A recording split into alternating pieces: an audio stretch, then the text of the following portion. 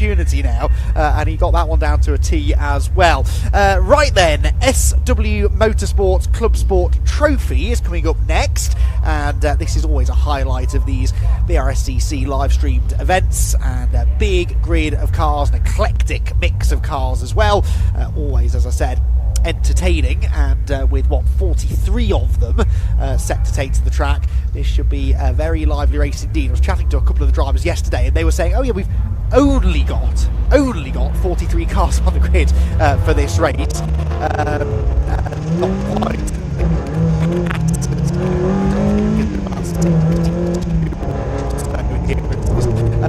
Teeth boarding up stuff's very exciting. Clubsport Trophy Racing. Scott Willis alongside E4 I think, and Scott, Clubsport Trophy, Silverstone Grand Prix circuit, sun is shining.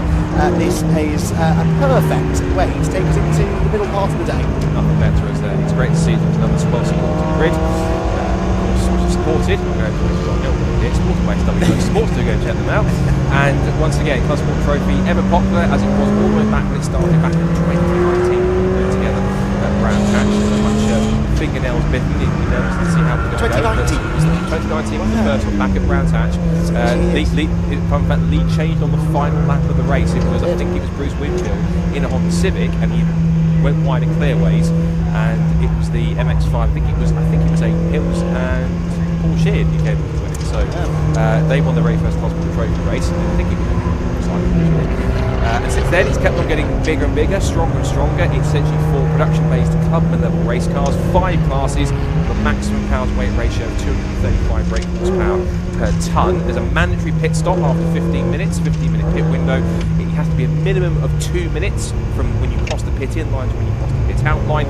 If you're short by even a fraction of a second, it's a 30-second time penalty plus the time you're short. So even if you're short by half a second, it's 30.5 second penalty.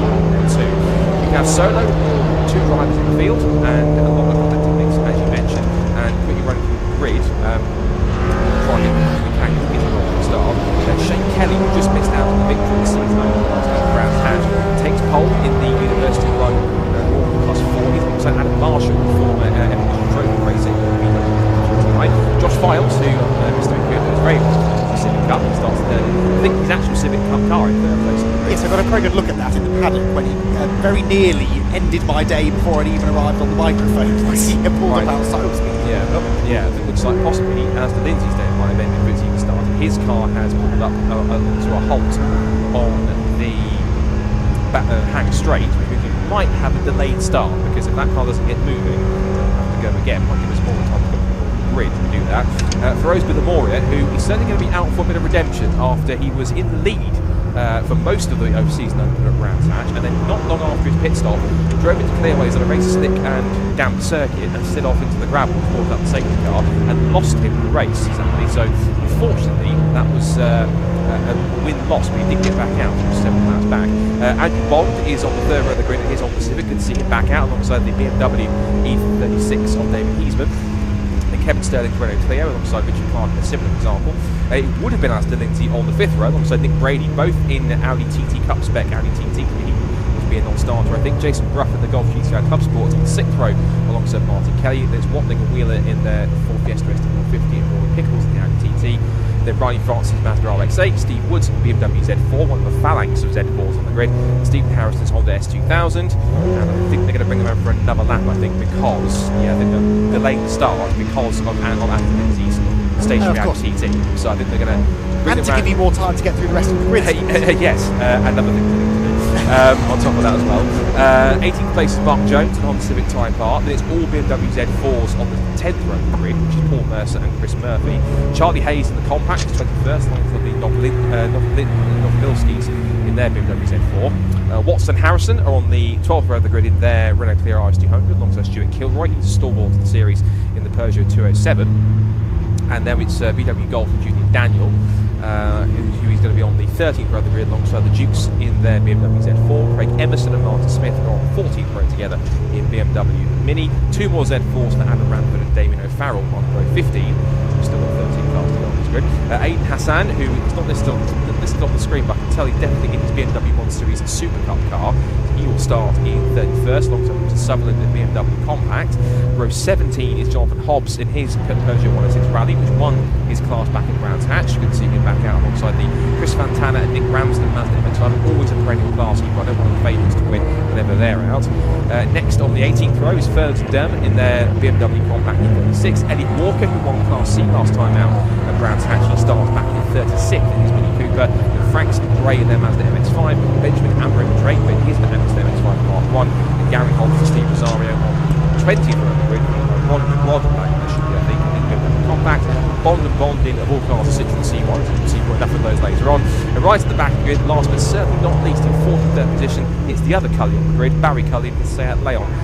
His best time was only a 3 minutes 28.470, which is quite off the pace considering that his sibling or his family member Martin Cully up on the 6th row of the grid was 1 minute faster, so interesting to see that he might have had some issues that led him to not get a proper lap time in. But that's the 43 car field as it now starts to crawl past the now being towed away as the Lindsay TT. They're going to try and I think the recovery truck was trying to go across the track to put it on the outside of the circuit, and then found actually the field's going to come through, so now they're going to have to try and swing it into the infield. But now that he's on the infield, it should be pretty simple for him to do so. But look at the eclectic mix. This is the typical Clubsport Trophy grid. If you look down the order, you've got the mix of VW Golfs, Honda Civics, Renault Clios, Audi TTs. We always get a bunch of BMW Z4s. I think that our ex-cars, refugees from the old Z-Car series from SVR, who've come over to race, which is great to see. We get Peugeots, 206s, 106s, Minis, Golfs, all sorts coming. You get the occasional kind of not standout car, if you like, that isn't really conventional that you find in the series, typically one of which is Shane Kelly's Morgan. Great to have that on the grid. And also as well things like the Mercedes, which is one in here, there's a coupe that's turned up, that's a coupe Clubsport car that's in the field, and with Gary behind the wheel, with a 1 Series car made in Hassan. It really is a brilliant mix. It started out originally as a series to allow other series that were experiences like Fiestas or any city car, not city car, but anything else that was kind of and that kind of spec of car to have an extra race over the weekend. And now over the last few years, it's brought in when you start to get a whole bunch of Clubsport Trophy regulars. It's only a series, not a championship, but these drivers come in because they like the format, they like the paddock, they like the environment, they like the racing amongst the classes, and it's just entertaining to be a part of. So these guys really are going to be out of the mix, and all the kind of usual suspects are up towards the front. So I imagine it's going to be very much the likes of Shane Kelly, Feroz Billamori, and others doing the mix. One car I'm intrigued to quite further down than he expected to be is the Brands Hatch winner Julian Daniel. He just was that victory. Back on the 13th row of the grid in 25th position, he's going to be one to keep an eye on. Also, I think as well, I think making his Clubsport debut is Josh Files, 2nd row of the grid. We know how quick he is. He's been a front-running Civic Cup. He's a former TCR champion. The 2nd row of the grid, amongst some of the faster regulars, he'll certainly stay out the mix in there as well. And of course, the likes of he wants to redeem himself at Brands Hatch, and others in there too. It's going to be quite fine. One final thing I'll say before we get to the start is that, as I've said a lot, is how neatly these guys will be going 2 by 2 from practically the whole lap, which is great to see. It's a really nice, tightly bunched group of cars. You've got 2 very different machines at the front. You've got the Morgan Plus 4 on the left with Shane Kelly, and the VW Golf on the right-hand side of the screen, and Adam Morgan with Scirocco and the Civic on the 2nd row. And then you've got the Civic EG of Andrew Bock. Great to see him back out. The last time I saw him, the last few times, was the car's engine expired on the run down towards Redgate at the start of the Clubsport race at Donington. He's alongside Dave Heasman's BMW 3 Series. So 45 cars, just 43 cars, 45 minutes of Clubsport Trophy racing. Time to get what the most enjoyable and fun races on the grid the weekend underway here at Silverstone. Indeed so. Right then, Shane Kelly, Adam Marshall, front row of the grid, Josh Files and Feroz Billamoria. The one got away from him last time at Brands Hatch. They're on row number 2, 45 minutes on the clock, 2 by 2 they run to the line, and when the red lights go out on the starting gantry, we're away and racing the 2nd race of the season in the SW Motorsport Clubsport Trophy. Off they go. There is the usual midfield scrum to get into Cops Corner in the best position possible. At the head of the field though, Shane Kelly holds on to his pole position advantage. He leads the round, the quick right-hander. A couple of them likely to drift wide, you'd say, although actually all very well behaved on track limits so far as they exit Cops and head towards Baggins and Beckett. Billamoria 3rd, ahead of Josh Files then. So for Billamoria already trying to move forward. Spoke to him at length yesterday evening about that Brands Hatch incident. Said he actually doesn't know what happened really. The revs just seemed to die as he turned into clearways. Rear of the car stepped out and he just couldn't get it back in check. So he will be really determined to try and bounce back from that, and that's exactly what he is doing, chasing after Adam Marshall now for second position as they head down the Hanger Straight towards the right-hander at Stowe Corner, and he nips to the inside of the Golf and gains a second position. So Villamoria then gaining 2 places already in the opening half a lap, and for Villamoria then on the charge. Shane Kelly's Morgan, remember, hang on, no, he's dropped back. He must have gone off wide. He made a move going into Stowe and then dropped down to about 5th or 6th. So Villamoria was just has had a bit of a moment maybe completing that pass down at Stowe Corner. What might bounce to peak is that Shane Kelly's Morgan +4 is also a Class A car, so most of the cars at the front of the field running in Class A. Josh Files, the Class B outlier, he is in the same category though as the Richard Clark Renault Clio Cup car, who's just gaining a position, turning into Abbey for the first time. So clean opening half a lap, 2/3 of a lap now then, Scott. But for Villamoria, another little moment there, just when he was in the ascendancy, he found himself with even more work to do. Given how much experience you were related with it, actually, racing the likes of apparently Ascot and British GT, it's slightly surprising, but it's quite a trusted machine that VW should have. It's become this car with the series. We like to follow the series and get the mix, and that's the great thing. Even though there's no champion points, it's only a series in the mix. They come in because they like the competition, they like the battles you get with different cars, and also sometimes you get obviously the regulars, but you might get an interloper, like a different car that will come in, like a local to the circuit, or giving it a try for the first time. Someone just pops in and gives a bit of a different challenge in the mix, which is always fun to see. The great, again, unique cars in the mix, like the Honda S2000, that's Stephen Harrison's car, which is moving up inside Rory Pickles, who I think, if I'm right, can also get a class win at Brands Hatch too, if I'm right. So the Audi TT as they come across the line to end the first lap of racing at racing speeds, it is going to be away by 1.7 seconds from Adam Marshall's VW Golf in second, Files in third in the Civic, fourth now David Heasman in the BMW, and then Villamoria after his strong start in the second row back to the top 5. Class leaders at the end of lap number 1 as they come through. It is Shane Kelly who leads in Class A. Files leads Class B in the Honda. It is the Novobilskis in the BMW Z4 back in 19. We'll see the end of lap. Class D at the end of lap 1, led by Elliot Smith. That's the Mini R150, which is Martin Smith. And then in Class E, at the end of lap 1, it is going to be Fantana and Ramsden in the Mark 1 MX-5. So a few movers and shakers. There's some of the predictable front runners in class already making their moves early on. That Class E battle, as often I think is the case, is going to be very close, because Richard Sutherland is only a couple of tenths behind the Fantana Ramsden MX-5, and Class E, usually one of the more competitive classes on the grid.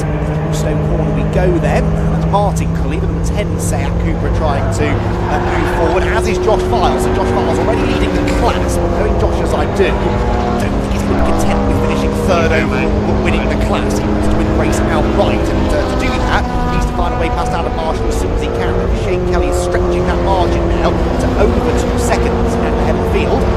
So, interesting situation developing at the front of the pack. This midfield scrum now heads down into Abbey Corner, so that is Martin Cully in 11th position. So 10th place. He was just taking 10th place actually when we saw him at Stowe Corner. His next target then is the 153 Renault Clio. Kevin Sterling, big lock up from one of the Z4s as Sterling nips to the inside of Cully. The BMW is heading off the road, and that was that Chris Murphy? Yeah, 71 Chris Murphy, who just about kept it on the road, but now he's in the scrum. He's got the Motley Wheeler Fiesta and also Stephen Harrison Honda S2000 around him.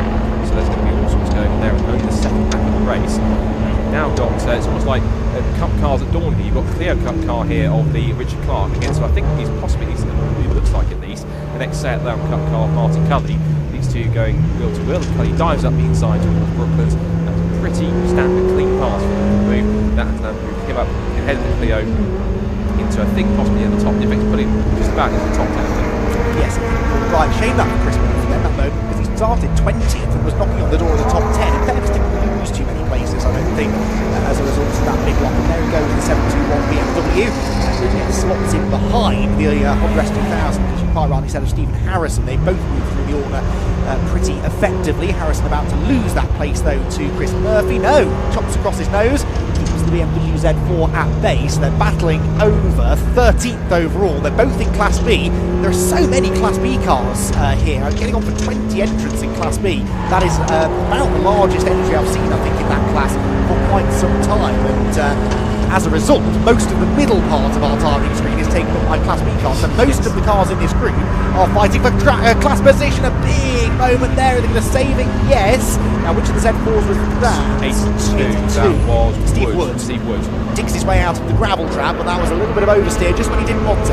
Yeah, and that's just getting a little bit pushing too hard, a little bit too early on. It's a 45-minute race, yes, and you've got the time, but first couple of laps just to try and settle down. We've seen side by side here. This is Richard Clark, the 66 Renault Clio, battling with Andrew Bolt on the Civic. The Civic giving as good as it gets as they come side by side out of the first part of the club through the second.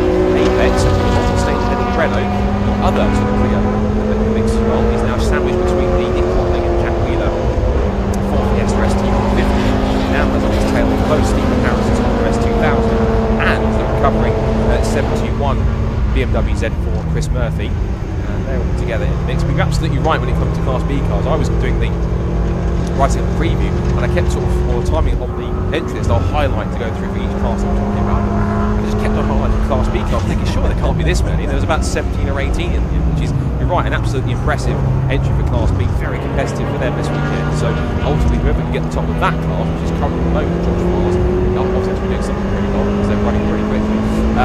Fastest lap of the race now has just gone to fourth place for Rosemary Moria, and so he's now trying to push on 1.1 seconds back behind John Forrest on the Civic. Shane Kelly about 2.4 seconds behind the Golf. Back here, that is the bright yellow Coupe Cup car of Gary Hobbs, starting back in 39th. He's chasing after 126, which is Elliot Walker, who won Car C last time. Further down he'd like to be. And then an ultra-familiar car for Andy coming into the shot now, which is the Adcox. I believe there was some scheming of, in the most positive way possible last night about potentially seeing the colleagues to my left potentially going on track very soon. I believe that is the plan. Yes. the plan that he didn't realise would actually happen. Well, yeah, I sound so ungrateful when I say that I had no say in the matter, but it's quite a big undertaking to decide that you're going to go and get your R's test done and do your first race. And Phil Adcock took all of the thinking out of my hands and said, you're doing it. So yes, I will be in that car at the end of the year at Anglesey. So you've got plenty of time to think of some material, Scott, to take the mickey out of me at the part of the race remembrance event at the end of the season. Very looking forward to that. I've already started. I can imagine. So, fastest lap, as you said, by Rosemary Moria. He's now into third, Scott. He's ahead of Josh Files, knocking on the door then of second place. So he's back almost to where he was when he had that little wobble on the opening lap. He's just on a purple first sector. I think he's actually ahead of Marshall now because he was 7/10 back and he's just gone 8/10 quicker in the first sector. That means, by my rough calculations, there's probably been an overtake. We'll try and pick that up in a moment. Rosemary Moria on a charge. Anyone can chase down Shane Kelly, Scott. It may be him. Definitely. He's got the pace, he's got the experience, and the car underneath him certainly is capable of one Clubsport trophy racing outright over many times before. So that car's no strange to me. The top step is category racing. So BMW Z4s and Dawn here just between each other. With behind Barney Francis as Mazda RX-8. It's the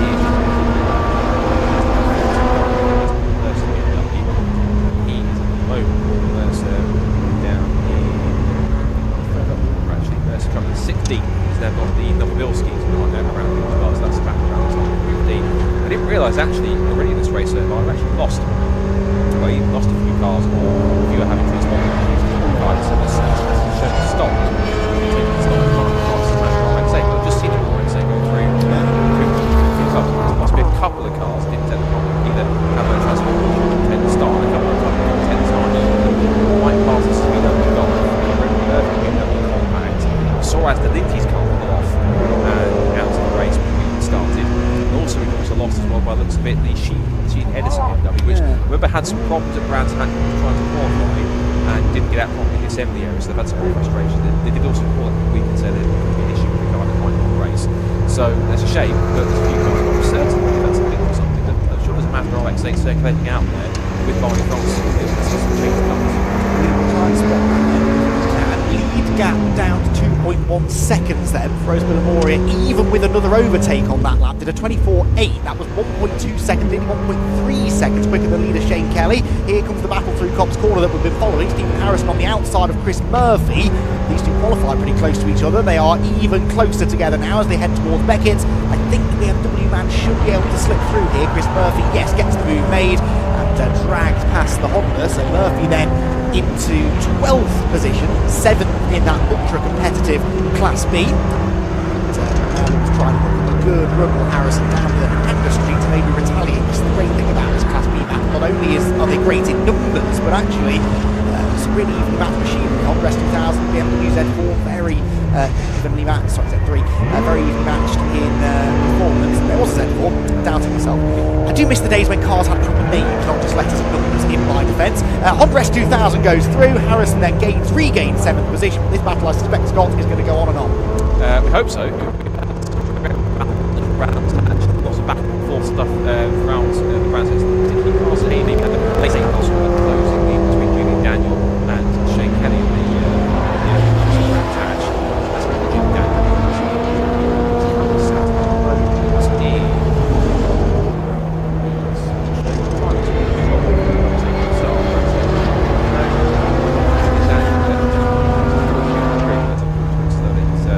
not taking the start, but I can't really bother with the team. But No, I can't see me either. It was due to start in 25th, so maybe he was having some issues, which will explain why he was that far down. Right, there's the RX-8. Behind Francis, it's just in front of a 93 there, so the RX-8 is on track, but it's not currently being timed. Oh, no, there it is. It's quite much taking place. And leading Class D. Yes, and there's a couple more that have been taken off the screen, so any cars that aren't showing as being running now at the moment. Murphy is now, looks like there's possibly one or two issues with some timing stuff, because the one car we had possibly one Z4 as well. The other thing that's not come through when they're showing that they started. Now, time machine now says 40 cars in the rather than 43, so then obviously you fixed one or two issues with some transponders or glitches in the system to get them showing again. There's a 93 BMW compact, which is Charlie Hayes. Back ahead now of the Mazda as well. So again, another example of a place that looked like it had gone the way of the RX-8, and then on the very next straight, basically, back through goes the BMW. Proper ding-dong battle this. They're running in different classes, but actually most of the drivers will tell you they don't really mind too much about that. They just want to try and get the better of the group of cars that they happen to be sharing the track with. So, racing between those two. There is the Mazda, flames spitting from the exhaust as it crosses the timing line. Spectacular as it looks, though. Maybe that's all to the place here, I think, as they head towards Cobb's Corner. On the outside line there, the 91 BMW was under attack as well as they rounded Cobb's Corner. 91 Scott. That's Noble Bilski. There's the Noble Bilski. That was a threat from the 32 Mark Smith. Mark Jones in the Type R. And he's in the 4th edition. Bilski's on 16th place. So they're kind of like that impact. So, should mention, we are just under a minute and a half away from the pit lane filter opening. Just a reminder, it's a 15-minute pit window. Every car has to make a pit stop in the field. Obviously, making a driver change on that side, but the pit stop has to be a minimum of 2 minutes when you cross the pit-in line, when you cross the pit-out line. If you are short by any amount of time, Watling and Wheeler Fiesta dives up the inside of Martin Cully, and so Martin says, well, give me the choice after you. So there it goes. But the penalties and pit stops, as if you're short by even a fraction of a second, a half a second, a short pit stop is automatically a 30-second penalty plus a time for short. So if you are short by barely half a second, you still have to be given a 30.5-second penalty on that side. It's default for everyone, so it makes it as fair as possible. And I think there's also a rule as well that says no more than 4 people can touch the car any more time during the pit stop. If you do see more, I think then you penalty on top of that as well. You can also get penalised for crash use for a reason not to come to pit lane. I think some new companies have got the trophy have been slightly brought down by releasing pitting out of the outside of the pit penalty as well. And the strategy will be very different. So it will be some cars will come right at the beginning of the pit window, some choose to come in the middle, some will have a strategy of exactly when to come in, others will choose to come in right towards the end of it because if you've got particularly 2 drivers and one is acceptably or arguably faster, they're not going to keep the faster driver out, or maybe pit at the beginning of the window if the least fast of the 2, shall we say, to be polite, is starting. They'll come in early to put the faster driver in, he'll do the majority of the stint to try and get himself back up if he can. It really is a brilliant way of doing this pit stop racing. That's a really nice element of strategy and unpredictability to figure out in terms of the pace of the car and how you've got around during cars. When is the best time to make your pit stop? And only teams can figure that one out. So sometimes they can spend a whole season trying to figure out pit stop strategies. When you do figure it out, some teams get very clever with their strategy.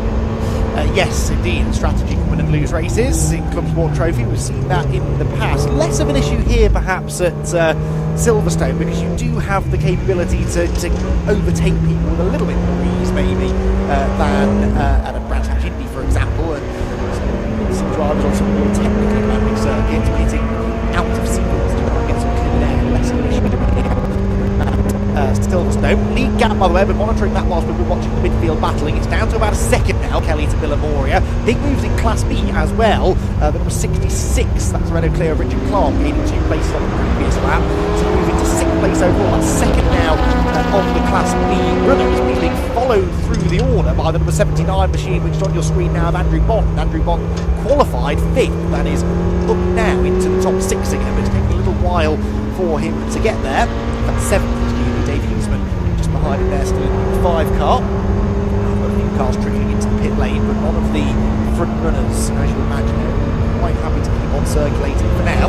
It's a fairly narrow pit window around here at Silverstone. 15 minutes, the same amount of time as it would be at any other circuit, but just fewer laps for them to actually conduct the pit stop, because 15 minutes, well, they're only going to get probably 5 laps or so in that time. So you've got to make sure that you're on the ball and hitting when you're absolutely supposed to. Down towards Brooklands then comes this battle for 5th position now, I believe, and a big lunge up the inside. That Renault Clio is charging through the order, isn't it? And Richard Clark picks up another place. That was caught me off guard to get diving down the inside for that one. I can explain that one.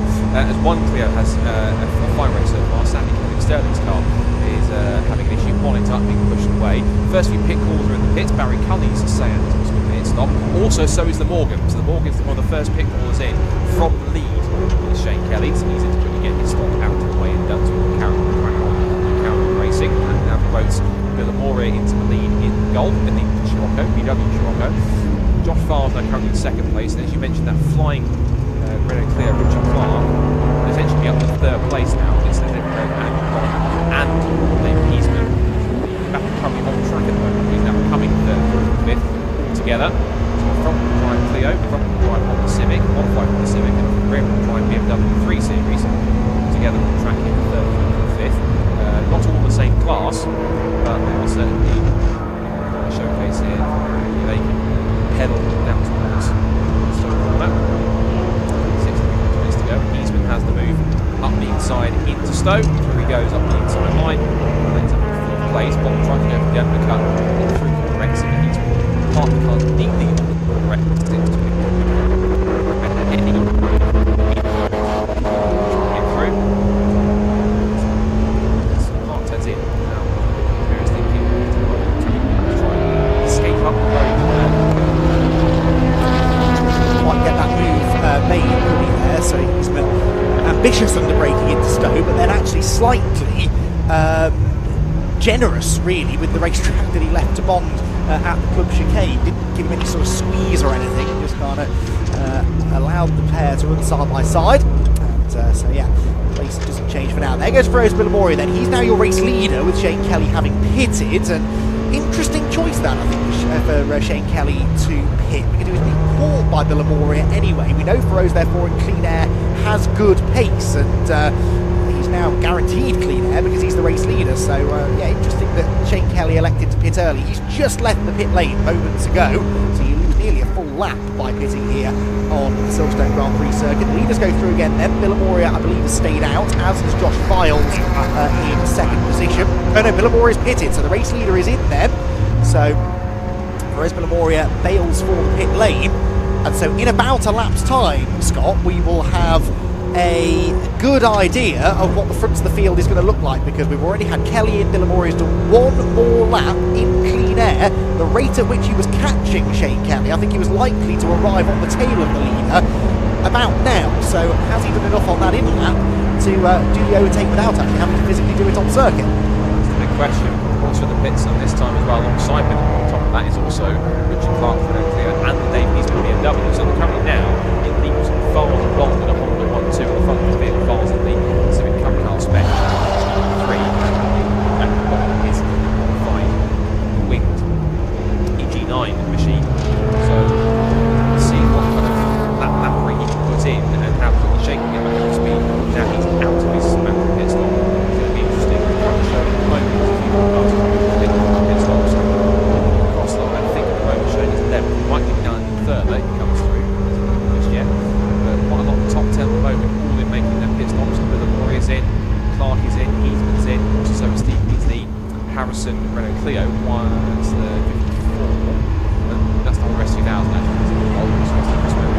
And obviously number 10, the Martin Cully set, both of the Cully who made their pit stop too. This is a literally battle here. This is between Hobbs and the Class D Peugeot 106 Rally. See, 106 Rally out there. You see 206 is 207. So 106 out there. It's a quick car, which John held it quite fast, and certainly a nice side-by-side scrap here with the Chris Fantana and Nick Ramsden car. There is Bill Moria.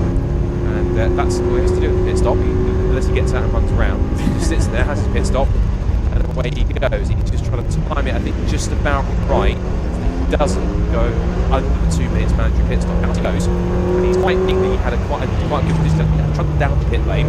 Now through, I think, the cops one that went, Shane Kelly. So we'll see it in a minute as a couple of cops. Yes, there's the Morgan. So the Moria is there, and the gap is, what, barely a couple of seconds. So I think for the rest of these 23 minutes, game on. It's about the same gap it was, really, I think, before the cycle of pit stop began. It's around about a second. So for Osborne Moria, maybe he came across some traffic on that lead lap. Maybe Shane Kelly's had a really good out lap, but somewhere along the line, it's all balanced out. So that is going to be the battle for the race lead. They are not in the race lead at the moment. They're well down the order, outside the top 20, in fact, both of those cars, I believe.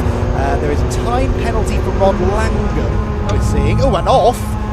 41, that is the Paul Mercer BMW Z4. Now, the gravel dust suggests maybe if there's a second car involved, 100%, we can't see if there is yet.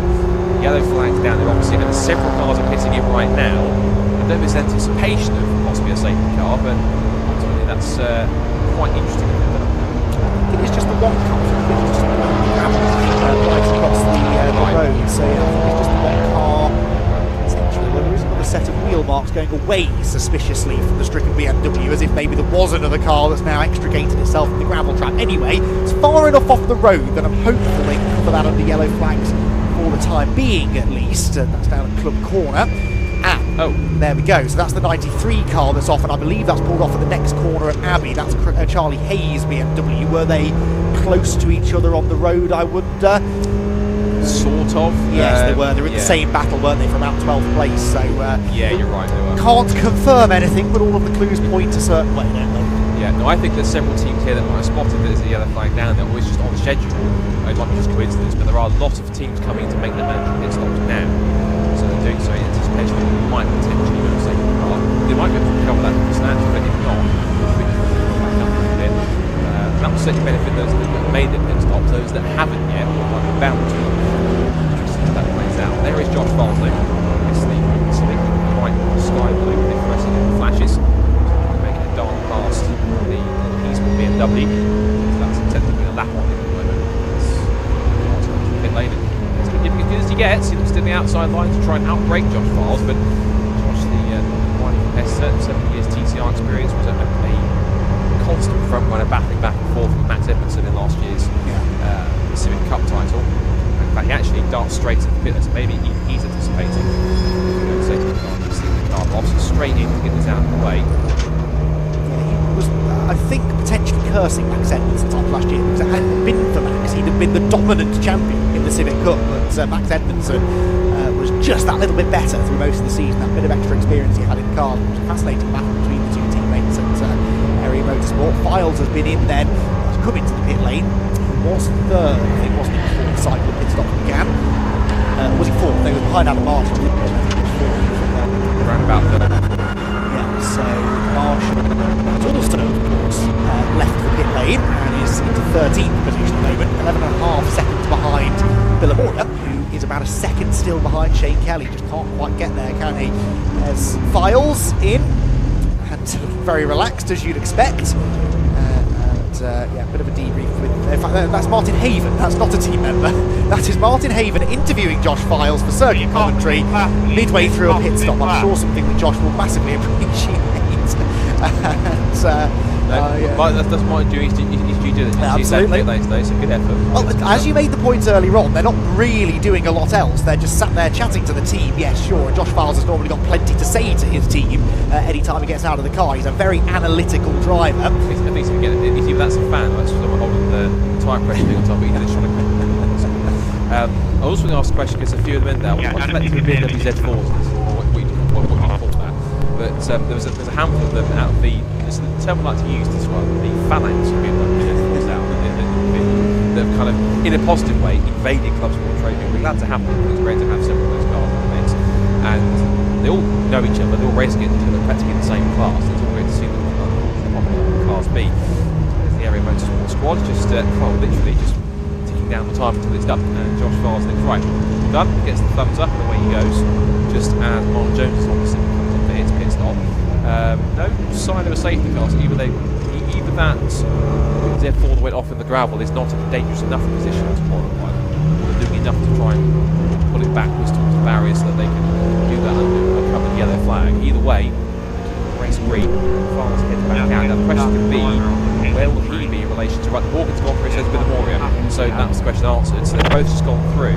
So now first, second, third are practically almost together on the track now. Yes, they're in different classes, but clearly Moria Class A, Files into Class B. Pace-wise, we'll see what they've got as they turn through. But now in the same shot now, Morgan and Kelly, the Scirocco with Moria and Civic Files all through the shot together now as they come down the Hanger Straight, all together. The next 17 and 3/4 minutes, it's going to be quite an interesting battle for the history if they're able to close up through track mode. The car isn't in that shot though, is the Golf of Adam Marshall. And he, I reckon, has lost a bit of ground. That was Moria sideways on the inside of a back marker. Did he get that caught? Yes, but that was another wayward moment for the Scirocco at Stowe Corner. That's at least the second moment he's had down there. So for Moria, the rear end of that car is not exactly compliant at the moment, is it? And this is, as I started to say earlier on, what he was telling me yesterday about Brands Hatch moment. He didn't actually blame the slippery circuit at all. He said he didn't understand why the car snapped sideways underneath him. There's the live snatch underway down at Club, so they are covering that under yellows. That moment for Moria though brings Josh Files up onto his tail, and indeed up the inside into Abbey. Moria is never going to make the corner, runs out wide over the exit curb. Josh Files has the overlap now, and well, I was going to say has the inside line for Village, but Feroz did a good job to get over to the right hand side of the road to cover. They slip up the inside of the Citroen C1, and still it is Scirocco ahead of Civic. But yeah, for Moria, there's something about the balance of the car right now that is not exactly playing into his hands. He's solid dry, so if you compare that damp and wet conditions they had at Brown Town, so possibly settlement in the a bit of a new experience for him. He obviously done sprint races and touring cars and things like this, but it's a slightly different experience for him in an endurance race for 45 minutes of racing in his, well, I guess it's still a current spec, if not ex-Civic Cup car, and kind of in a mixed way. He's not going to have too many wheel-to-wheel battles, but he's cherishing the ones that he's getting, and certainly finding quite an interesting adversary for him. I thought for a second that Josh was going to go fully steaming down the inside and give Moria no choice, almost send it to say, look, I'm coming through whether you like it or not. But this time now, it looks as though that Josh Files sat back and kind of almost forcibly made Moria make the mistake and run deep, put him off one, then put him to the outside. But Moria was quite wise to it, gone back through. And a small gap now. The key thing is, as a phrase I've said so many times, the harder those two find each other, the easier it is for Kelly to get away because he can cross the line after that battle, 5 seconds out in front. Moria, yes, he lost about 4 seconds at least from that battle going on. He picks his way past Stuart Kilgore.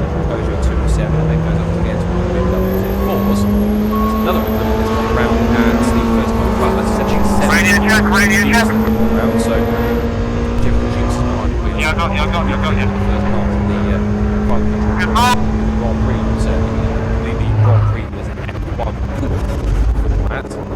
Moria's car, look at it, Scott. There has to be something wrong with the geometry at the back of the car, because it's stepping down underneath it into Stowe Corner almost every lap now.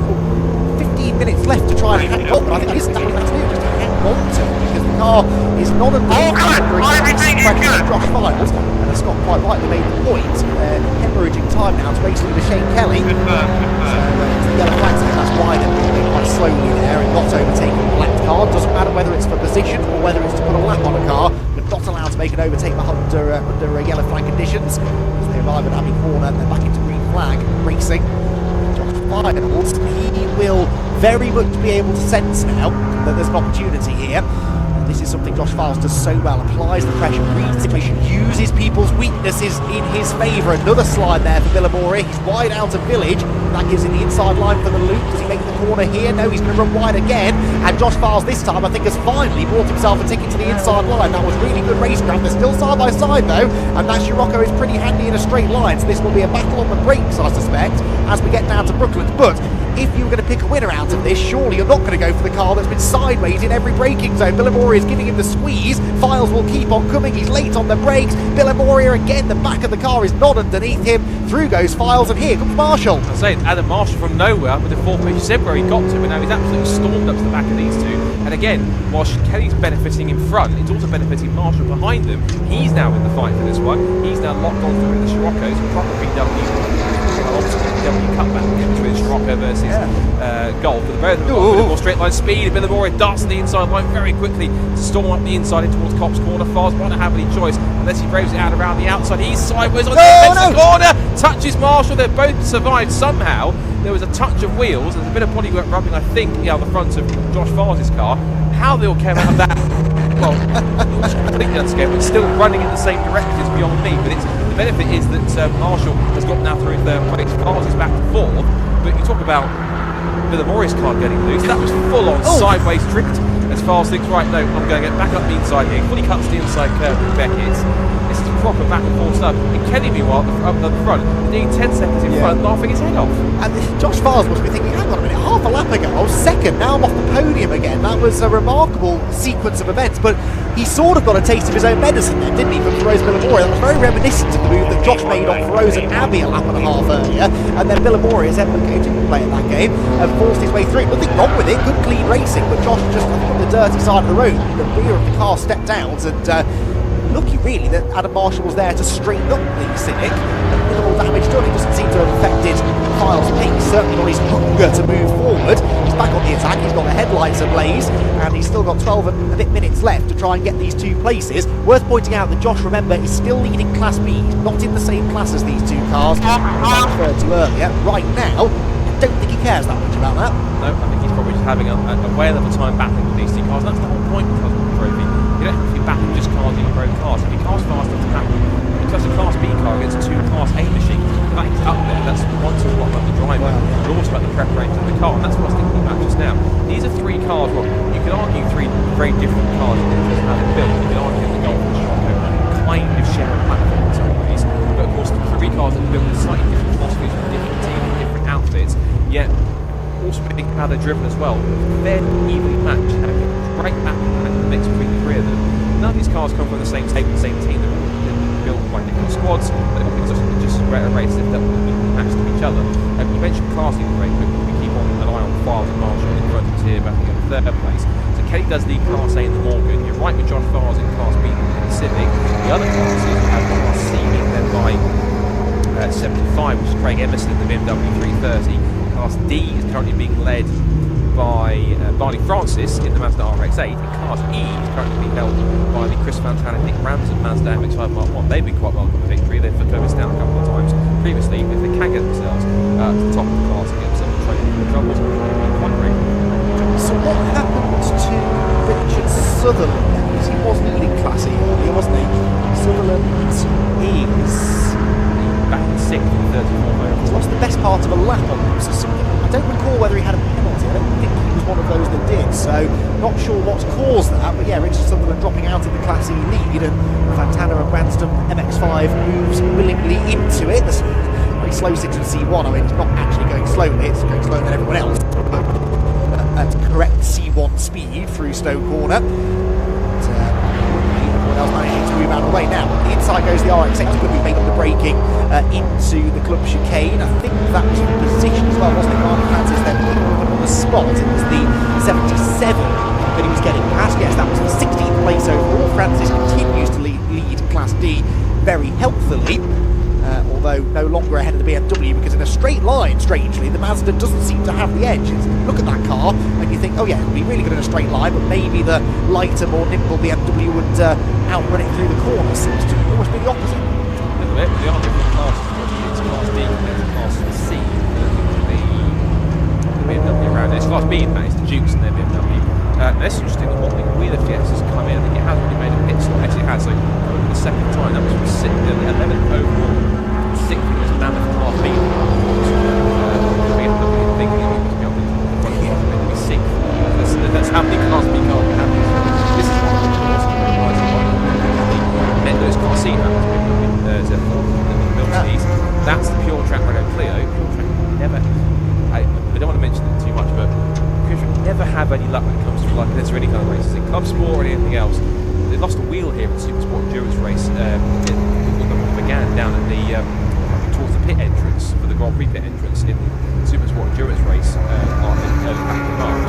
Just never get any luck with the reliability of the It's a shame because it's a really wonderfully put together little team, Dennis and all the spotters in the mix that run those cars and perform well.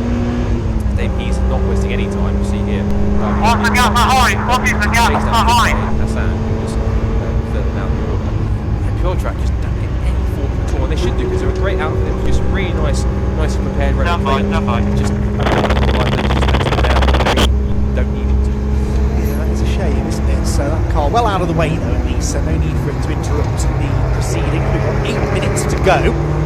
Shane Kelly leads now by 9 seconds. I mean, hard to imagine that 15-20 minutes ago we were saying he might lose the race lead, and now all of a sudden that walk, which came on strong in the second half of the Brands Hatch race, actually, I seem to recall, is stretching out in front once again. Villamoria, Marshall, second and third, nose to tail at the line, because they're also fighting for class position. That was a change of position also. That was between Jason Ruff, number 9, Gordon White, with Golf GTI Clubsport, and that's just taking position for Richard Clark's clear cup car. That was for 6th position overall, no change of classes.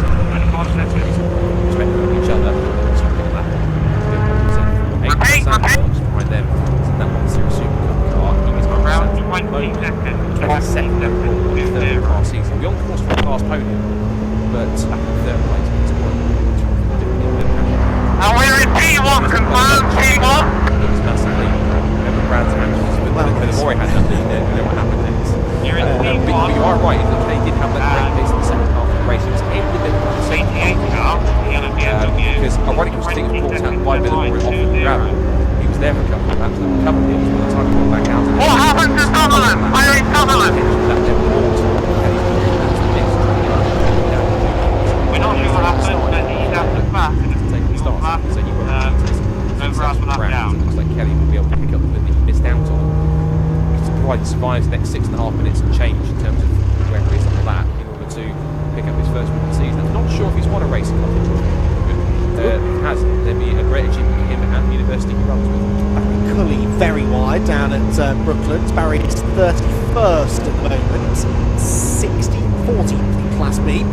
Getting out of the way there of the charging Josh Files. Josh though has faded slightly now. Oh, speaking of fading, 91 slowing. That's the Novobilski BMW. A little bit of smoke coming from the back of the car. Is that bodywork or engine? I don't see any damage on the car, and it doesn't appear to have a huge amount of time. Drama, meanwhile, for the Class E leaders, the Fantana Ramsden MX-5, with a penalty. Now they are 22 seconds nearly ahead of second place in that class. Second place is the Ferns and Dermot, number 88, but I think they will lose that with this pit stop penalty that is to come. So Drama in Class E, and the Novobilski car also grinding to a halting scene in front of the wing. Yeah, so that means that the lead in Class E will instead go to the number 88 compact Ferns and Dermot. They'll take over the lead now, given us the penalty. Also, David Heath has been given a 32-second time. That's a pit stop obviously short by 2 seconds. So that has him currently at the moment showing the track at least. That penalty has been fitting Class 8 in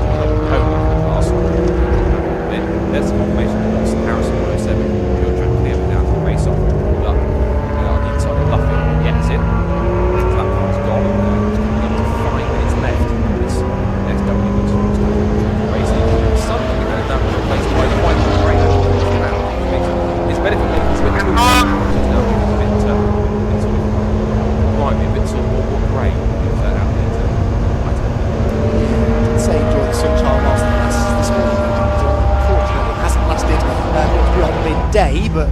see whether it clears up again this afternoon. Hopefully it does. As down towards us we get the charging Mazda, great machine which Marley Francis currently sits in 15th place leading in Class B still. Eastman on the outside of the pit, he's on the lap of Eastman then 8th position, but also with a penalty against his man now, so Dave Eastman with a bit of an issue heading his way too. Eastman then, now is that going to cost him a place in Class A? Maybe not, actually. I think he's the last of the Class A cars still running. So it should have a negative effect on his class position, which I guess is what matters really. 8 seconds margin then, Shane Kelly back to Feroz Villamoria, and it did come down by over a second on the previous lap. I suspect that is a combination of traffic and maybe Shane Kelly reining it in, although the next lap's even slower at 2:26.7. What does Villamoria have? Just time on the screen here, 25.9, so very intense gained. Oh, they're on to what I suspect is going to be the ultimate lap of the race. So as long as Shane Kelly doesn't have a major issue that he's nursing here, he should be able to coast home pretty comfortably. Again, this is 7.1 seconds this time now, so he's down by another second again last lap. So it could be famous last words, given they've got a lot more traffic out there still going. So we'll wait and see. There is car 44, which is the next Clio's in the mix. So Rosario Clio currently sat at the moment in 5th in Class C, 35th overall field. This is the racing X5s. The racing gets quite nice and neat. X5 is the 44 kilometres out. No, it's the, as it goes back to screen. When it comes past the screen, the opposite number is 19. So 19 out there. That is, well, actually, that's like 19 to 1. That's the average drain car. Meanwhile, here's Arclinus twitching his way through lovely oversteering. Now, what have we spotted? 3 seconds slower than Villamoria in Sector 1. Villamoria is in the same shot nearly. We'll see it now as they head down the Lewis Hamilton straight. There is the leader, Shane Kelly. There is Feroz Villamoria and Adam Marshall behind. So the top 3 are in the same shot. So there is an issue perhaps for Morgan. Josh Files isn't a million miles back either. So, well, Files might be out of contention for the win, but it could be a 3-horse race here if the Kelly car is starting to fade. What is going on? Villamoria charging visibly quicker than the race leading car. We're a lap and a bit from home, and for the second race this year in the Clubsport Trophy there could be a late sting in the tail. This time it could be Villamoria the beneficiary though, unlike a Brands Hatch last time out. He was over 3 seconds quicker than Shane Kelly in the first sector of the lap alone. There is no traffic either that I can see that could have been the cause of that. The weird thing, it looked like Shane Kelly's car was wiggling around. There it is, there's the lead change. Villamoria goes through. What did we say? Don't count it until the last lap. So Villamoria has gone through, then into the lead with the penultimate lap. So this is almost like the reverse fortunes, the redemption for Villamoria a little bit, and the bad fortunes come for Kelly. So, which John Neal sort of thinking, I've just written my results down, I have to completely rewrite them now because do the podium. So there it is. There's Villamoria then going on to the last lap of the race. It looked as if Kelly's trying to wiggle the car around like he wasn't happy with either shaking something around, dare I say, fuel. There was something on the rear end that's not happy. He's about to lose second to Adam Marsh as they come across the line. There goes Villamoria putting a lap on the Adcock BMW. Here comes Marshall down the inside. There's something hanging off the bottom of his car. I think it was an open tray or something, or a subguard or something, whatever it might be. Look, it was anyway. It might just be the trick of the light. But even so, it's into second place goes Marshall. And given Files' pace, what was his lap time last time? Like 2:26. They had it to 2:33. So giving me a chance to on the overall podium. Podium, but overall third place if you like. We could still go to Josh Files here. He's trying to get back through the windy bits, but it seems like on straight line speed he's got nothing. He's lost out on speed, nothing there. It's something either it's intermittent or something that's costing him pace on the straight or somewhere. Villamoria is cleared off. Across the line, he's 1.7 seconds ahead. Even through those faster corners, he's pulled up a few more seconds. He puts a lap on the Fontana and Ramsden car on his final lap of the race. So Files is might catch him before the end, but for Shane Kelly, that'll be a mystery. He won't win the class, you won't really get to hear from him as to why there was the issue. I'm sure all the Christmas came at once. And I don't really fully understand Feroz Villmoria's race because 10-15 minutes ago I said that car was an absolute animal and sliding everywhere. He almost lost the place to Josh Files and to Adam Marshall. Well, he just set the fastest lap of the race, 1:22.24.3. Off goes 44. That's the Rosario clear I was mentioning a couple of minutes ago. That's a Cops on the final lap of the race. And so, well, even the red flag, the race is technically over anyway because it's in the last lap of the checkered flag. It's quite far out into the gravel lane, so I don't think it's going to be too much of a bother. It's after checkered flag, so it should be okay. away. Foles has now gone right up to the tail here of Ken Kelly, diving up the inside into the complex, and through he goes. So whatever the issues with Kelly, it's a mystery, but we'll try and find out after the race somehow. But a shame that was possibly going to see him costing the victory with the second Clubsport race in succession. First, he was denied by just running out of time. Secondly, denied by an issue.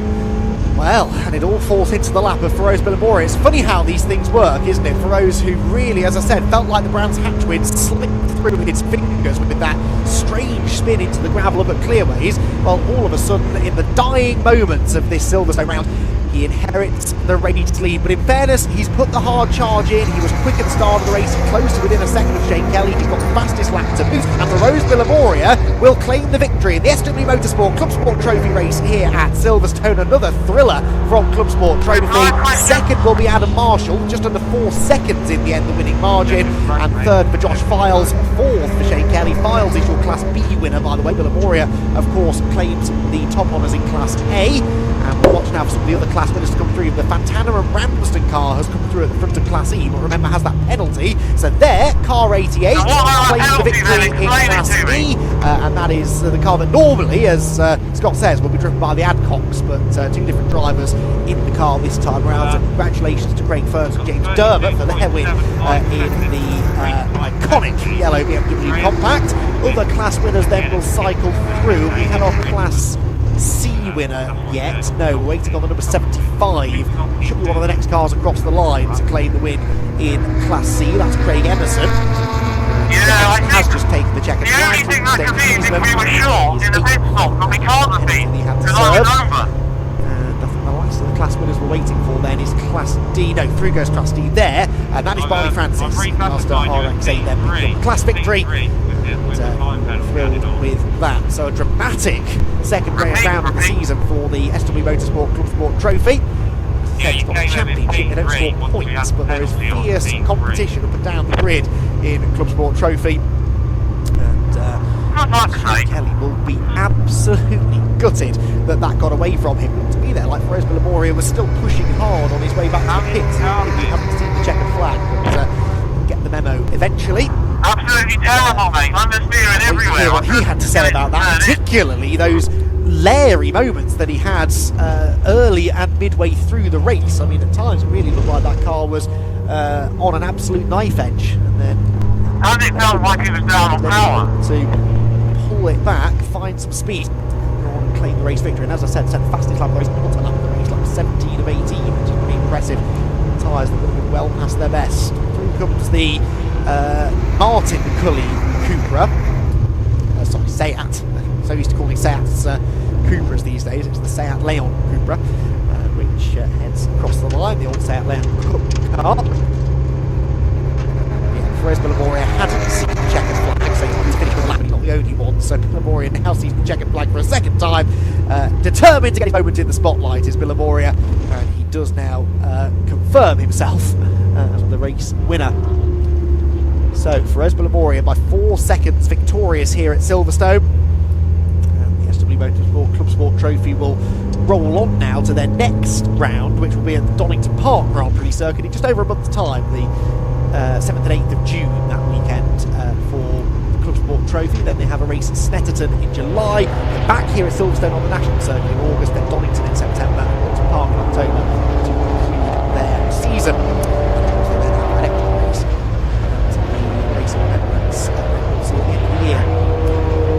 So, Clubsport Trophy then is complete, and we move now into our lunch break.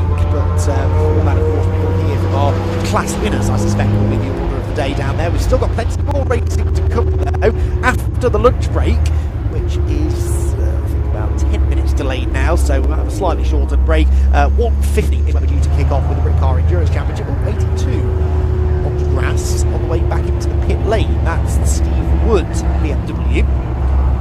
Where is that? It's back into Beckett's now, isn't it? Steve Woods gone off the road. To be something that happened after the flap, so I'm not 100% sure what's going on there. But yes, Brit Car Endurance Championship kicks us off after lunch at 1:50. The Weira Tools Formula 4 British Championship, certified by FIA at 3:30, and then 4:15 for Emergency Lighting Catering Graduates Racing Club will be out for their second 25-minute race of the day. Then we have a tea break, which is going to actually lead to this event.